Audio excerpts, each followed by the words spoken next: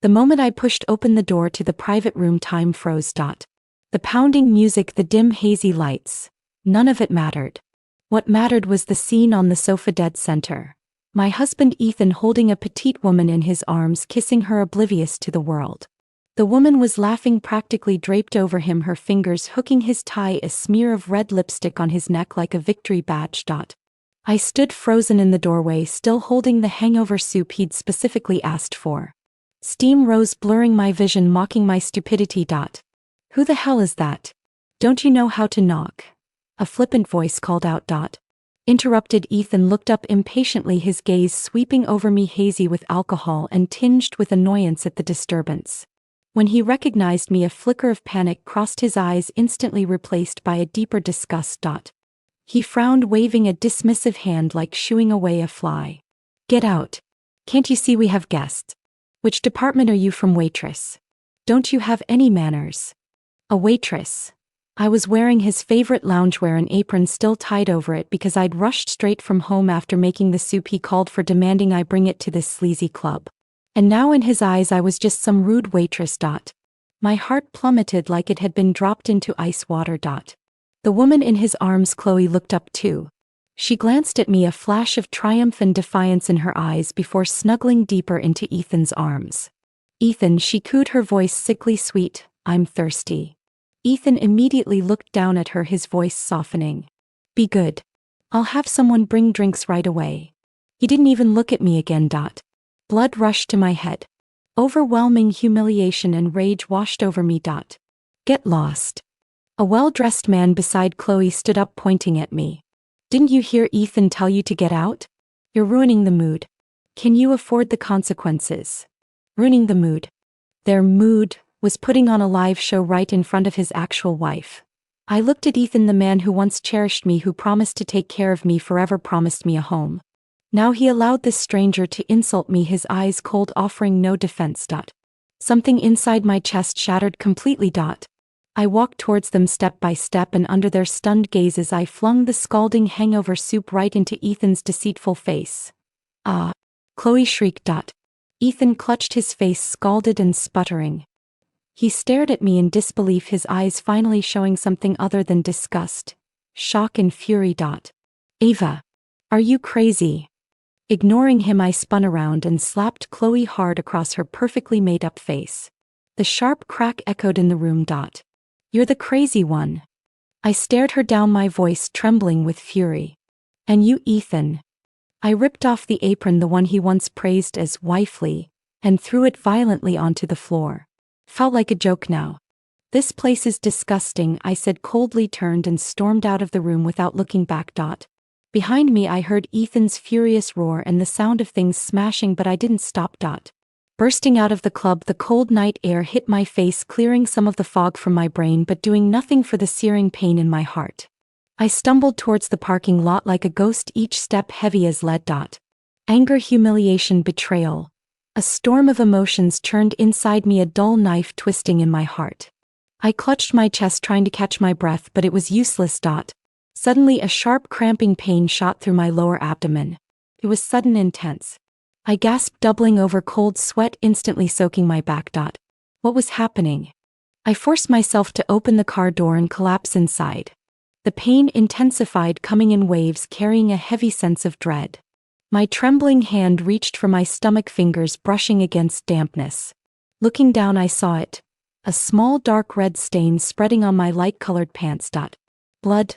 My mind went blank with a deafening buzz. The baby. My baby. Fear seized me, eclipsing all the anger and heartbreak. I didn't even think to call Ethan or anyone for help. The only thought was, get to the hospital, save my baby. I started the car, hands gripping the steering wheel so tightly my knuckles turned white. My vision blurred with pain and tears. I drove towards the nearest hospital purely on instinct. The cramps grew more frequent and the bleeding seemed heavier. I could feel my life force draining away with the blood. Baby, hold on, please hold on. I murmured over and over like a prayer, like trying to convince myself. Finally, the car swerved to a stop at the emergency entrance. I practically crawled out, leaning against the wall, shuffling towards the ER doors. Doctor. Help me. I'm bleeding. My voice was hoarse, choked with sobs. Nurses saw my condition and immediately brought a gurney. A series of checks began, swift and cold. Lying on the bed staring at the harsh white lights above, I trembled uncontrollably from blood loss and fear. After what felt like an eternity, a doctor approached, his expression grave. "Ms. Ava," he began, pausing, his tone full of regret. "The tests confirm you were pregnant, but—" he hesitated. "The fetus was less than 50 days along. You've just had a spontaneous miscarriage. Based on your condition, it was likely caused by extreme emotional distress." Miscarriage. My baby, gone. The little life I was so excited about, the surprise I was planning to reveal on our anniversary, had slipped away silently. I hadn't even had the chance to tell Ethan he was going to be a father. No, maybe it wouldn't have mattered. He was wrapped up with another woman.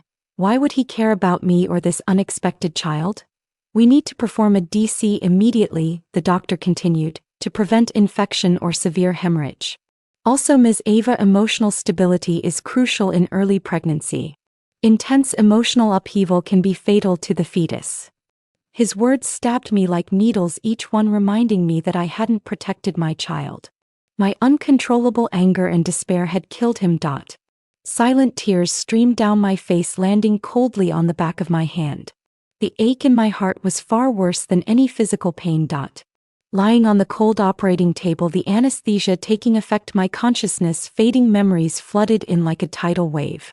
I remembered the first time I met Ethan. In an alley near campus, some creeps had cornered me.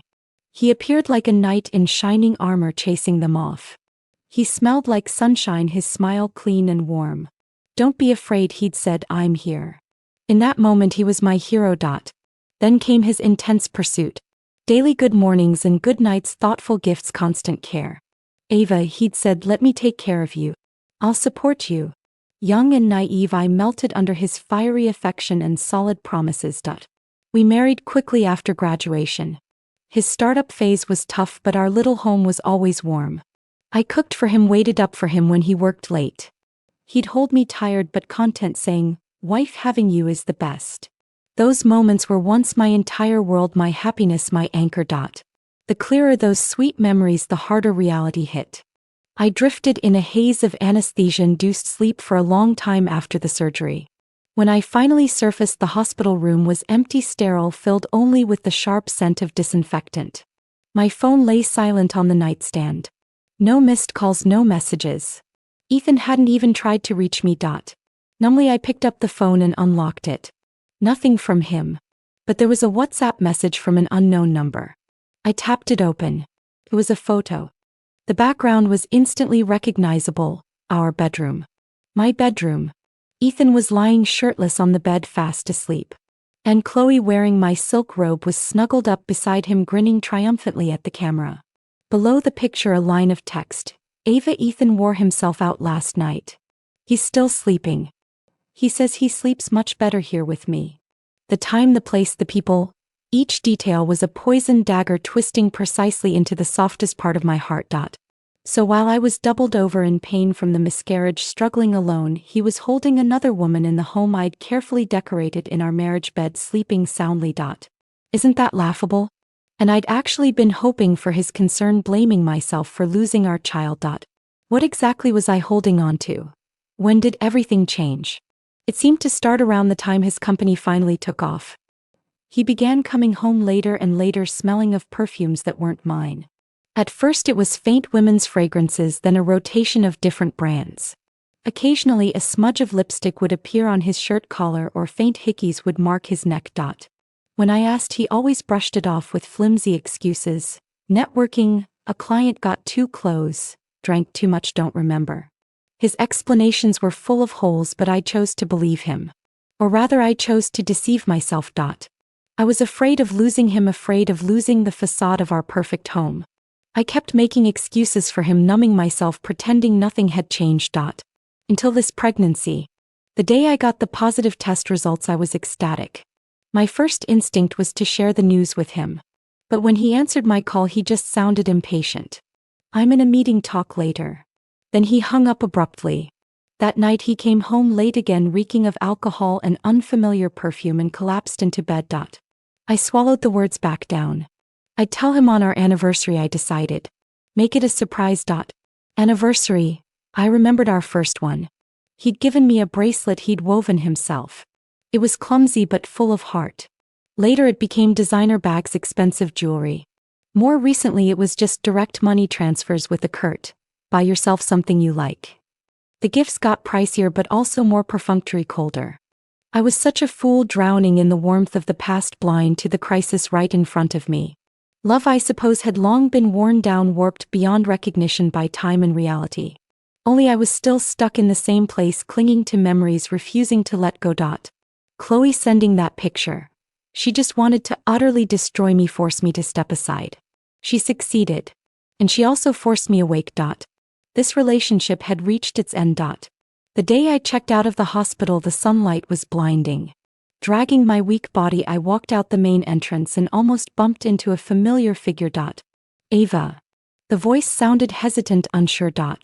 I looked up into a sharp-featured face with a hint of recklessness. It was Ryan, the campus bad boy from my university days and Ethan's roommate back then. He was wearing a well-tailored suit, the boyishness replaced by a mature, steady presence. Ryan. I was surprised too. We'd barely kept in touch after graduation. His eyes swept over me, his brow furrowing slightly. What are you doing here? You look terrible. Are you sick? I didn't want to elaborate. Just feeling a bit unwell, I hedged. I'm fine now. He didn't seem convinced. His gaze lingered on my pale face. After a few seconds of silence, he suddenly asked, "Are you and Ethan okay?" The mention of Ethan sent another pang through my chest. I looked away. "We're over," I said flatly. A complex emotion flickered across Ryan's face. Surprise and something like understanding? He hesitated, then seemed to make up his mind. "Ava, there's something. I don't know if I should tell you. Back then what?" My heart inexplicably tightened. "Back when Ethan started pursuing you," Ryan's voice was a bit dry. "It was actually because of a bet he made with guys in the next dorm." He paused. "The bet was whether he could get you the acknowledged campus queen within a month. The prize was the latest gaming console." The bet. He pursued me for a gaming console. My head was buzzing, thoughts scrambling. Seeing my reaction, Ryan continued, a trace of pity in his eyes. "And that time he saved you in the alley, that was stage 2. Those thugs were guys I knew from the athletics department playing a part. The knight in shining armor was fake. Even the very beginning of our love story was an elaborately planned deception." I staggered back a step, bracing myself against the wall behind me to stay upright. "So the first meeting I cherished, the fateful connection he always talked about, it was all a lie from the very start. I'd been played like a fool for all these years. The baby was gone. The love was fake. Everything I had given, everything I had held on to had become a monumental bitter joke. My heart turned utterly cold, freezing solid. Why tell me now? I lifted my head, looking at Ryan, my voice chillingly calm. "I thought he'd always treat you right." Ryan avoided my gaze. "Seeing you just now, I felt like you deserved to know the truth." "Thank you," I said, my tone devoid of emotion. "Thank you for telling me. I appreciate it." I turned and walked away, my steps unsteady but strangely resolute. The truth was brutal, but it was better than living inside a fragile, fabricated bubble. Back at the entrance of my apartment building, my phone vibrated again. The same unknown number. "Chloe. Ava, why aren't you replying? Are you heartbroken? Can't blame you losing the baby and your husband abandoning you. Don't blame Ethan though. Men always crave novelty and excitement. He said being with you got boring, like staring into stagnant water. Oh right, forgot to tell you. That night at the club, I deliberately told him to ask you to bring the hangover soup. And I deliberately had his friend mistake you for a waitress. How else would you finally give up? Ethan's going to divorce you soon and marry me. You better be smart about this and get out of the way." Message after message, dripping with smugness and malice. Every word was designed to provoke me to rip open my wounds. But I didn't feel anger anymore, just a sense of absurdity and pity. This woman thought she'd won, oblivious to the fact that she was just another pawn in Ethan's game. If he could deceive me for years over a bet, how could he possibly offer her genuine affection? Her confidence was clearly fueled by some promise Ethan had made. And Ethan's promises I knew now were the cheapest things in the world. I didn't reply. I just blocked the number. Just then Ryan called. Ava, are you okay? Do you need any help? His voice was laced with concern. I'm fine, Ryan, thank you. But I need to be alone right now. I calmly declined his offer. Some paths you have to walk alone. Some scores you have to settle yourself. For the next few days it was as if Ethan had vanished. It wasn't until a week later that he finally called. Ava, where are you? His voice sounded tired, layered with a deliberate forced tenderness. Something you need? My tone was flat. That day, I was wrong. I drank too much.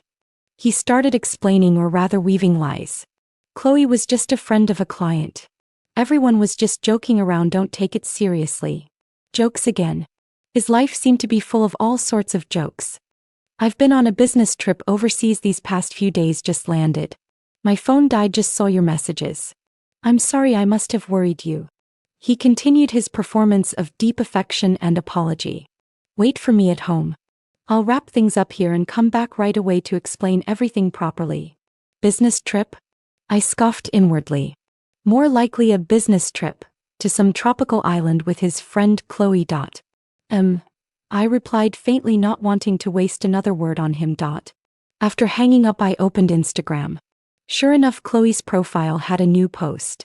Blue skies, turquoise water, sandy beaches, yachts, and a picture of her and Ethan in a close embrace shot from behind. The caption read, "The best times with the right person. #vacation, #love. The location tag showed the Maldives. In the photo, Ethan, wearing casual beach shorts, had his arm around Chloe's waist, looking relaxed and carefree. Quite the busy business trip. I stared blankly, then dragged Ethan's number into the block list too. It was time to leave. I returned to the home that was once filled with laughter but now held only coldness and betrayal. Everything was just as I had left it, the air still faintly scented with Chloe's perfume. I didn't pack much, just my IDs and a few essentials. Pausing at the bedroom door, I took the already prepared copies of the pregnancy test report and the miscarriage medical records from my bag. I placed them gently on the nightstand right where Ethan usually left his watch. This was my final gift to him. The moment I closed the door, I felt no lingering attachment. I went to another apartment, a small studio I'd secretly bought with my premarital savings. I'd bought it back then out of a vague sense of insecurity, a subconscious instinct to have an escape route. Ethan had been quite unhappy when he found out, saying I didn't trust him, that we were family and shouldn't keep things separate. Thinking back now, I was glad I'd stuck to my decision. This small space belonging only to me now became my only sanctuary. In the following days I started rebuilding my life. Looking for a job, reconnecting with old friends, trying hard to keep busy and not dwell on the mess. Ryan occasionally sent concerned messages asking if I needed help. I told him I appreciated his concern but wasn't ready for a new relationship yet. I just wanted to find myself first. He said he understood and that as an old classmate I could ask for help anytime. I thought blocking Ethan and Chloe would bring some temporary peace. I didn't expect Ethan to call me using Chloe's phone. Seeing Chloe's name on the caller ID, I blocked the number again without hesitation. Not long after, Chloe sent me WhatsApp messages from another unknown number. Ava, what the hell? You blocked Ethan and now you block my number too? Do you think you can just hide? You bitch. Clinging on to Ethan. If it weren't for you, we'd have been together openly long ago. Ethan said you're boring, rigid like a block of wood. Being with you is a waste of life. Who do you think you are? Just some washed-up dumped housewife. Acting like you're somebody. Vicious curses, vile words. The line Ethan said you're boring, rigid struck a nerve. Not out of sadness but anger. What right did he have to judge me like that? Who was it that gave up her own hobbies and social life to cater to his preferences? Who willingly stayed home to be the dutiful wife taking care of his every need? I calmed down, analyzing Chloe's hysteria. The more frantic she got, the more it showed her insecurity. She was afraid Ethan would come back to me, afraid her hard-won victory would evaporate. Her certainty that Ethan would marry her must have come from a clear promise he'd made. And Ethan, that serial liar, how long could his promises possibly last? Back from his business trip, Ethan must have found the apartment empty with only those glaring medical records left behind. He probably panicked. That evening as I returned to my small apartment building, I saw a figure leaning against the entranceway. It was Ethan. He looked somewhat haggard with faint dark circles under his eyes, still wearing the same trench coat from his trip, looking travel-worn. Seeing me, he rushed over immediately, his face urgent and tinged with a panic I couldn't quite decipher. Ava, you moved out. Why didn't you tell me? He blocked my path, his voice rushed. I didn't speak, trying to walk around him to go upstairs. But he grabbed my arm, his grip surprisingly strong. Ava, listen to me explain. Those pictures were a misunderstanding. Chloe photoshopped them. She just wants to drive us apart. Even now he was still lying. Let go. I shook him off coldly. Ava. He wouldn't give up and started pounding on my door. Open the door. Let's talk. I know I was wrong. Please forgive me this once, okay? Let's start over. Outside the door he put on a show of deep love and repentance, his voice even cracking with tears. But on my side of the door I felt nothing. Once trust is shattered, it can never be rebuilt. I ignored him, turned and went downstairs to take out the trash. Unexpectedly he followed me down. Just as I reached the dumpsters downstairs, he suddenly grabbed me from behind, holding me tight. Ava, don't go. Please. I know I'm an asshole, I shouldn't have hurt you. But I love you. I've always loved you. He buried his head in the crook of my neck, his voice choked with sobs. His warm breath on my skin, and intimacy that once thrilled me now only made me feel sick. I shoved him away forcefully, my body trembling slightly with revulsion. Ethan, I looked at him, my eyes ice cold. There's nothing left for us to talk about. No. There has to be. Is it because of Chloe? I'll break it off with her. Right now. Just come back, he promised frantically. Looking at his panicked state, I suddenly found it laughable. Even now he thought I was just throwing a tantrum, that everything could still be salvaged. The baby's gone, I said calmly, as if stating a fact that had nothing to do with me. The expression on Ethan's face froze instantly. He stared at me blankly as if he hadn't understood. What baby? Our baby. I looked him straight in the eye, enunciating each word. Lost while you were off having fun with Chloe. Because of you, Ethan. Shock, disbelief, then the subconscious reflex to evade and blame. He took a step back, his eyes darting around. How could it be gone? Were you not careful enough? Before he could finish, an angry voice cut him off. Ethan, are you fucking human? Ryan had appeared at the entranceway somehow.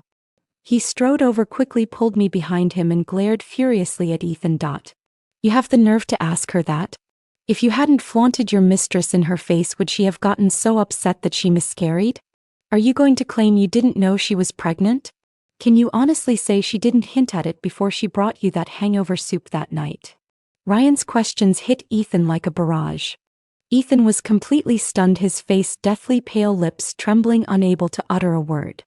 He probably truly hadn't known, or rather he'd never paid any attention to my hints. The medical records are at home, I said, looking at Ethan's devastated state, my heart strangely calm. My lawyer will send you the divorce papers. From now on we owe each other nothing. Let's go our separate ways. With that I didn't look at him again and turned to go upstairs. As I passed him I pulled a velvet box out of my bag.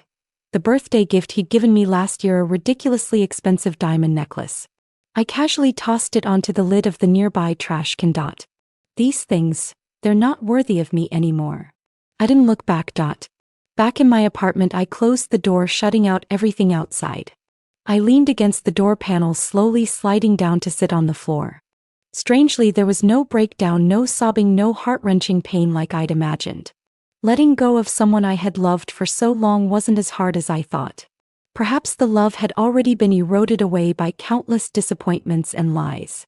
The miscarriage was just the last straw. There was an emptiness in my chest, but mostly it was the calm that comes after letting go, a sense of release. A few days later Ryan told me that after Ethan saw the medical records and learned the real reason for the miscarriage, he locked himself at home, got blind drunk, slapped himself hard across the face several times, and kept mumbling apologies to me, to the baby. Regret? Guilt? Maybe. But what did that have to do with me anymore? A broken mirror can never be made whole. I started focusing on my own life. I found a decent job, reconnected with old college friends, and spent weekends shopping, watching movies, and doing yoga with them. Life gradually got back on track. Though I sometimes thought of the child I'd lost, mostly I felt anticipation for the future. As for Chloe, her ending was rather dramatic. Before long, word got out that she was having an affair with a married senior executive at the company. His wife caught them in the act red-handed, bringing people with her. Compromising videos and photos spread like wildfire online. To distance himself, Ethan immediately issued a statement claiming Chloe had severely damaged the company's image due to personal misconduct and had been fired. He also implied he was a victim, that Chloe had deceived him emotionally. That move felt so familiar, so ironic. Use them and toss them aside, then kick them while they're down. Classic Ethan. Just when I thought the dust had settled, I received a call from Chloe. Her voice was hoarse and desperate. Ava, it was him. Ethan set me up. Chloe sobbed uncontrollably on the other end. He drugged me. He sent me to that old man's bed and then tipped off the wife to catch us. He wanted to get rid of me all along. He thought I was trouble, afraid I'd ruin his reputation. He ruined me. He threw me away like trash. I gave up so much for him, betrayed everyone, and this is how I end up. Why? Why would he do this to me? Why is life so unfair? She poured out her story, cursing Ethan's cruelty and the unfairness of fate. Listening to her anguish, I actually felt a flicker of pity for the woman who had once hurt me. She was a pitiful figure, too blinded by love, ultimately just a pawn Ethan sacrificed on his chessboard. But I said nothing. Everyone has to pay the price for their choices. Time is the best healer. 6 months later, I had mostly moved past the shadows of the past. My work was going well and my life felt full.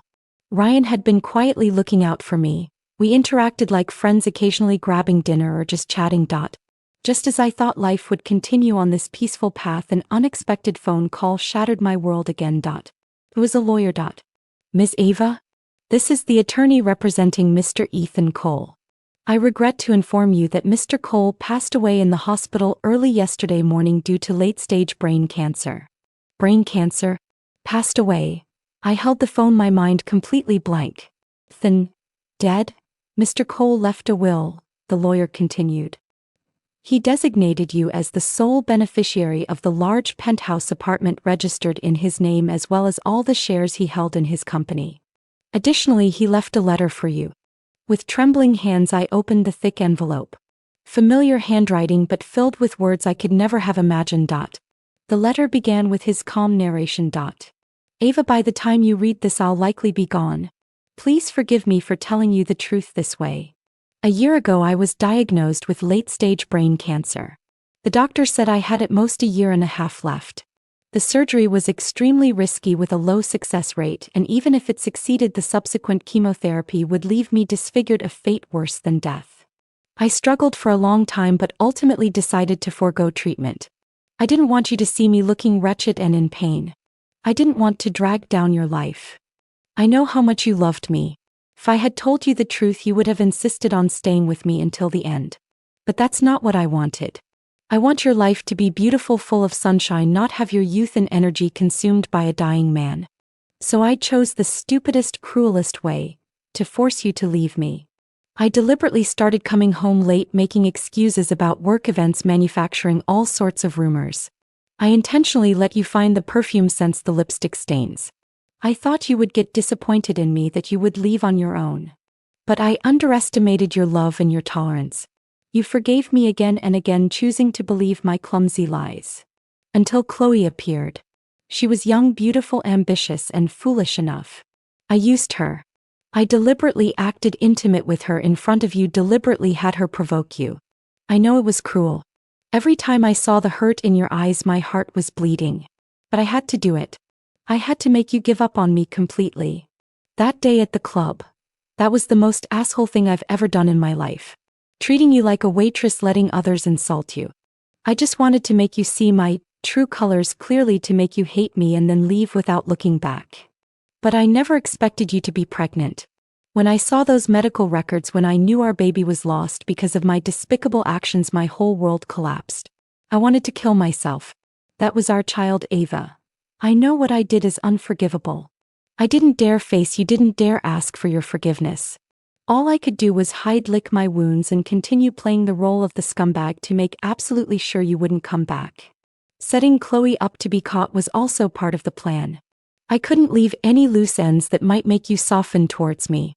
I needed you to believe I was a complete and utter piece of trash unworthy of even a shred of your feelings. Ryan is a good man. He's quietly loved you for a long time. I could see it. I asked him after I'm gone to take good care of you. I hope you can give him a chance and give yourself one too. The apartment and the shares are the only things I can leave you.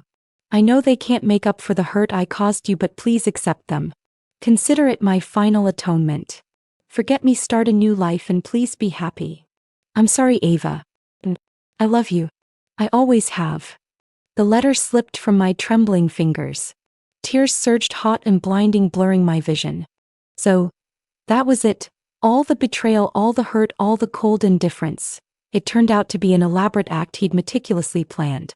A performance designed solely to push me away to ensure I could start a new life unburdened after he was gone. That idiot. That absolute asshole. How could he have been so cruel? How could he bear all of that completely alone? How could he rob me of my right to be with him through his final journey? His love ran so deep, his plans went so far. His love. It felt suffocatingly heavy, stealing the air from my lungs. I crumpled to the floor, sobbing uncontrollably, for the life we'd lost, for the profound affection I had so utterly misunderstood, and for the image of him walking toward death, a solitary figure shrouded in loneliness. An overwhelming tidal wave of grief and guilt crashed over me, drowning me. I hated him for his high-handed decision, for taking the choice away from me, yet I couldn't stop my heart from shattering for the sheer depth of his clumsy, consuming love. Ethan's funeral was simple. I stood there in a black dress, clutching a bouquet of white roses. On the headstone there was a photo of him from years ago, flashing that brilliant smile, still the bright-eyed, clean-cut boy etched in my memory. I gently placed the white roses before the grave, my voice barely a whisper. Goodbye, Ethan. Rest easy. And if there's a next life, please, don't be such a damn fool again. A soft breeze rustled by, swirling a few fallen leaves at my feet, almost like a quiet reply. Ryan stood a short distance away, a silent presence beside me. As we walked away from the cemetery, Ryan turned to me, his gaze soft but steady. Ava, let the past be the past. The future, let me take care of you now, okay? I met his eyes, holding his gaze for a long moment, silent. Then I gave a slight shake of my head, immediately followed by a small, almost imperceptible nod. Let's just see how things go, Ryan, I murmured. After enduring such an extreme, devastating measure of love and pain, I honestly didn't know if I had the strength left to throw myself into another relationship. But the future stretched out ahead, long and unknown. Who could possibly know what it held? Sunlight filtered down through the canopy of leaves, painting shifting patterns of light and shadow on the path before us. Life inevitably had to go on. And somehow I knew I had to learn to release the past and start walking toward whatever came next.